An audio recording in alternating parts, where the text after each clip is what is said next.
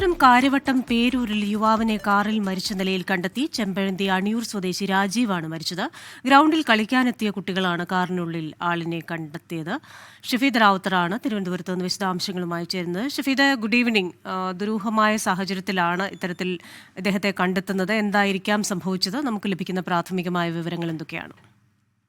ക്രിസ്ത്യന, നിലവിൽ ഇപ്പോൾ ഏതെങ്കിലും തരത്തിലുള്ള അക്രമ സംഭവത്തിന്റെയോ അല്ലെങ്കിൽ അങ്ങോട്ടും ഇങ്ങോട്ടുമുള്ള ബലപ്രയോഗത്തിന്റെയോ പാടുകളൊന്നുമില്ല. ചെമ്പഴന്തി അണിയൂർ സ്വദേശി രാജീവ് 50 വയസ്സുകാരനാണ്. ഇദ്ദേഹത്തെയാണ് കാര്യവട്ടം പേരൂരിൽ ഈ പറയുന്ന ഗ്രൗണ്ടിന് സമീപത്തുള്ള ഒരു സ്ഥലത്ത് കാറിനകത്ത് തന്നെ, ഒരു താർ വാഹനമാണ്, അതിനകത്ത് മരിച്ച നിലയിൽ കണ്ടെത്തുന്നത്. ഗ്രൗണ്ടിൽ കളിക്കാനെത്തിയ കുട്ടികളാണ് കാറിനുള്ളിൽ ഇയാളെ ആദ്യം കണ്ടത്. തുടർന്ന് കഴക്കൂട്ടം പോലീസിൽ വിവരമറിയിക്കുകയായിരുന്നു. പോലീസ് എത്തി ഗ്ലാസ് പൊട്ടിച്ച് നോക്കിയപ്പോഴാണ് രാജീവിനെ മരിച്ച നിലയിൽ കണ്ടത്. ഇന്നലെയാണ് ഇയാൾ ഗ്രൗണ്ടിൽ കാറ് പാർക്ക് ചെയ്തതെന്നും കുട്ടികൾ പോലീസിന് വിവരം നൽകിയിട്ടുണ്ട്. ഇന്നലെ കളിക്കാനെത്തിയ കുട്ടികളോട് ഇയാൾ സംസാരിച്ചിരുന്നു.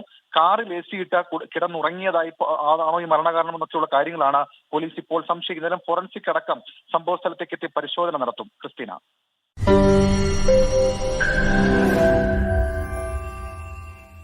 ലോകത്തെവിടെയായാലും ഏത് സമയത്തും 24 വാർത്തകളും ഓഗ്മെന്റഡ് റിയാലിറ്റി പാക്കേജുകളും എക്സ്പ്ലെയിനറുകളും വിശദമായി കാണാൻ ഞങ്ങളുടെ യൂട്യൂബ് ചാനൽ നിങ്ങൾക്ക് സബ്സ്ക്രൈബ് ചെയ്യാം.